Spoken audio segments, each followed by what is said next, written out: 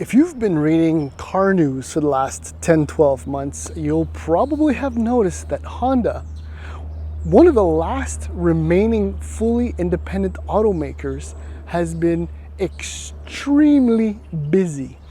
So much so that it's almost impossible to fathom that such a small, relatively speaking, car brand is capable of doing so much in so little time. I mean, essentially, to break it down, is we have a new CR-V coming. Honda just announced that the new Accord is coming. This is both for the 2023 model year.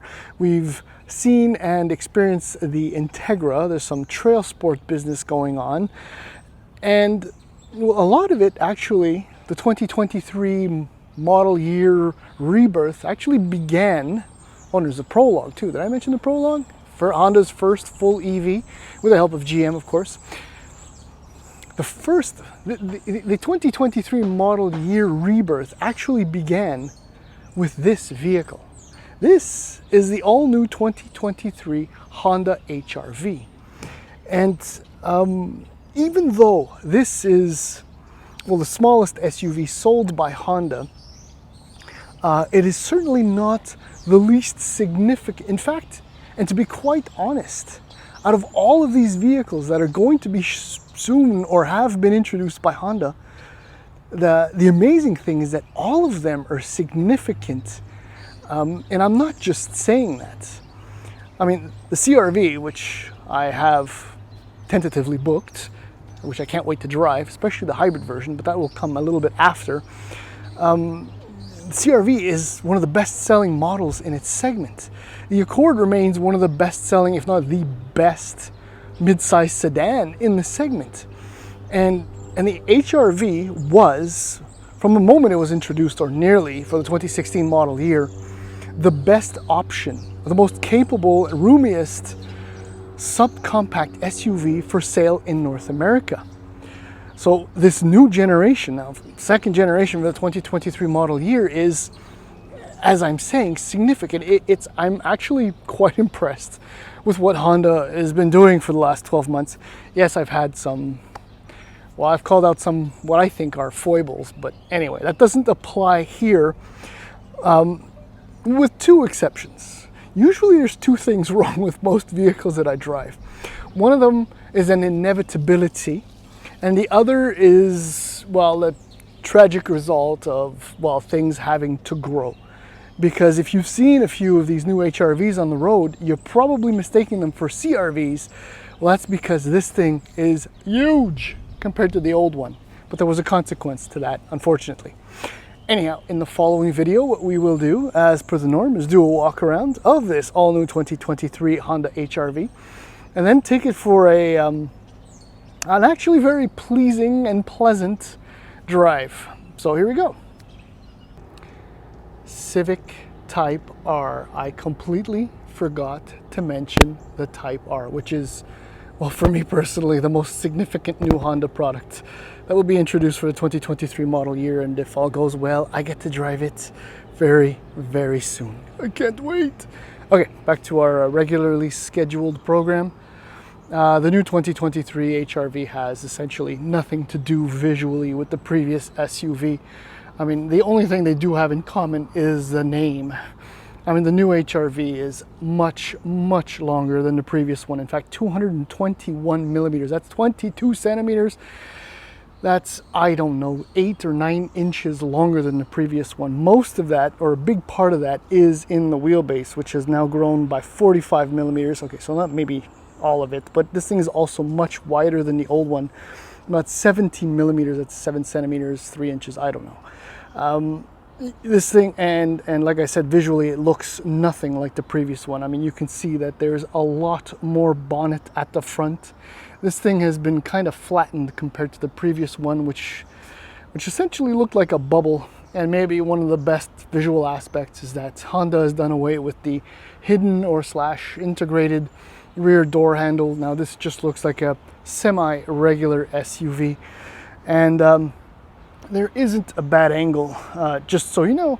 The reason why this thing is so much bigger, it's quite simple. It is based on the 11th generation Civic, which is a considerably while it's a fairly big compact car, so that makes for a big subcompact SUV. I mean, look, overall, it's a very attractive vehicle. The only thing wrong with, well, two things: black, that's pointless, and the wheels, which, depending on the amount of light available, they look like hubcaps, which is terrible. Those are 17-inch alloy wheels. Okay, so pricing in the US for the base LX, $23,650. The top trim EXL Navi is at $27,450. So in the US, all-wheel drive is optional in all trims. In Canada, $28,730 for the base LX with front-wheel drive. All other models from the LX all-wheel drive to the top trim EXL Navi have all-wheel drive as standard. So the EXL Navi is $37,130, and that's the model you're looking at right here. So one of the consequences or inevitabilities is that this thing is about $2,500 more expensive than the 2022 model year vehicle it replaces. It's inevitable. I mean, even if, I mean, that's just a fact of life. It's a bigger vehicle and things are just getting far more expensive. It's essentially out of hand. I mean, at one point, this was the price, not that long ago, 5-6 years ago at the most. This was the price for an EXL Navi, or I don't remember if Touring was available back then, but top trim or close to the price for top trim Honda CR-V. This is just an HRV. But even so, look, base equipment is still pretty complete. You're looking at 7-inch digital IP, 7-inch touchscreen display, heated front seats, 17-inch wheels in the standard model, Apple CarPlay, Android Auto, blind spot monitoring, and so on and so forth. When you step up to the EXL Navi, well, two things are evident: L for leather and Navi for navigation. But you get a 9-inch touchscreen display on the inside, wireless Apple CarPlay, Android Auto, satellite radio, and a few other things. I mean, the basics are more than just there included with this SUV. Now, as I do a final lap around the outside, I mean, like I said, it's a good looking SUV. The new CR-V is going to look like a slightly bloated version of this, but bloated not in a negative sense, just in a larger sense, because, well, everything has to grow, as we know, because we like them big, or in fact, we just like to pay more for larger things which are not necessary. Okay, I digressed. I apologize. Okay, so of the many things, okay, that have changed and grown for the new HRV, the boot isn't one of them, strangely enough. This is 691 liters of trunk space, which compared to the previous generation was about 688 liters. So basically the trunk volume hasn't changed. But something, like I mentioned, has changed, and it's a very unfortunate consequence. But look, for the segment, you know, like where you'd get, I don't know, I can't think, CX-3, CX-30, Soul, I guess, Seltos, and a bunch of other small SUVs, this is still one of the biggest boots. Now, the main downside, the main consequence, and I wouldn't be able to show you anyway, is that the magic seat is gone. It was one of the finest elements of the previous, well, the Fit and the HRV. Basically, the seat cushion, the lower seat cushion, could actually flip up, so you'd have like a full storage area, which worked out superbly. Now, the seat back still folds completely flat. Now, this lower cushion does go into the floor a little bit, but no more magic seat. Tragic, sad, but I'm sure Honda has their reasons for that. Namely, well, it's a Civic platform, and that was not available with the Civic. Ingress and Egress is great, and there's a fair amount of rear legroom and headroom. It's not that much bigger than the previous model. That essentially confirms that most of the length has gone to cover up the 2-liter engine over the 1.8. It's huge, I guess. But look, as I mentioned, EXL Navi. So the interior is quite nice. The seats are actually extremely supportive laterally. As you can see, the bolstering, it's insane for an HRV, but no lumbar support, which is unfortunate, old man like me. But fit and finish, this is beautiful. This is craftsmanship, attention to detail, contrast, stitching. It's just fantastic. And look, I just returned a $165,000 Mercedes-Benz EQS, and the center console was not this nice. Look, this is slightly padded, leather covered, stitched. It's beautiful. Okay, let's get on board. We'll zoom out. There we go. All right, so start her up. Okay, so you can kind of see the sun is doing naughty things. Yeah. Okay, that's better. That's your digital 7-inch readout right there, which is fine. And then you have your analog speedo, which is lovely.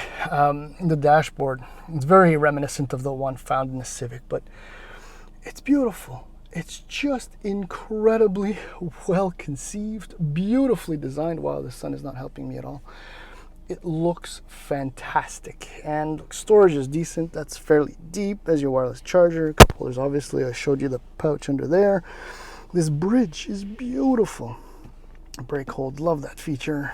Inevitable. Oh, well, while I'm here. So here are your drive modes, and I love this. Some will complain, but you can see normal down there, the bottom center or center of your screen. That's saying that, nope, you can't do that. Zoom back, there we go. So there's an eco mode. And then there's a snow mode, and that's it. Those are your drive modes. I love that. For some reason, I think simplicity trumps everything else. Down here, your HVAC controls, which are fantastic. I mean, very straightforward. It's off now, but it's getting warm outside, which is wonderful. Very straightforward, beautiful ergonomics, and your 9-inch screen. It's perfect while the sun is horribly positioned for this. The menus are very simple. You got a volume knob, thank you, and an actual solid home button and a back button. Very easy to work. As far as visibility is concerned, it's wonderful. Look how thin, you can see it right there as it leaves the screen and it comes back into the screen. Look how thin the A-pillars are. It's wonderful, and you have that big open spot there. And I'm sitting at the lowest position, and I really get the impression that I'm way up there. Anyhow, that's it for that portion of the video. Now it's time to go for it. I love it when things work out like that. Okay, so Honda is one of those rare automakers that will line up all the different drive transmission modes behind the drive, the D, right? A lot of automakers, you have to move the shift to one side or the other, or you pull back and it bounces back. No, but Honda, it's D, S, and L. So there's a sport mode to the transmission. It's something you get used to, obviously. But then if you go from reverse to drive, if you hold the button, you go all the way into L, and it can be annoying, but that's the end of that. Okay. The great thing about the HRV, the new HRV, is that it drives, well, I kind of said it, like a tall Civic.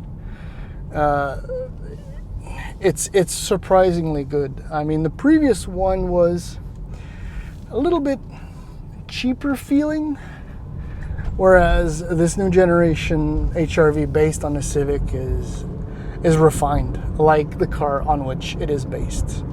It's actually really, I mean, the ride quality is impressive. I mean, look, it's stupid to say, but I just kind of compared the HRV to the EQS, and the ride quality overall, like not the handling per se, but the way the dampers and the suspension and chassis handles all the different changes in amplitude and little road irregularities, it's not that much worse in this thing. And you can, for this one, you can buy 4 HRVs like this one for the price of that EQS. It's kind of mean to Honda, but I mean Mercedes-Benz, but anyway, that's just the way it is. The only, you know what, I've said this before, if you hear a squeaking, that's my tripod in the boot. It's annoying, but it still needs to be mentioned because, well, what else am I getting paid pennies for, right? The CVT is a bummer. That's all it is. It's just a bummer.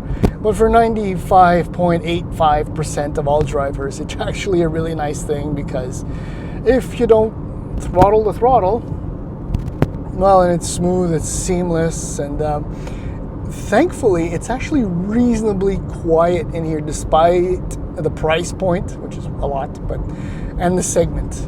And the only thing that really filters in, depending on the road surface, is road noise, or, you know, the pavement noise vibrations kind of filter into the cabin. But still, even at speeds of 110 kilometers an hour, it's decently quiet in here. So yeah, this is a CVT.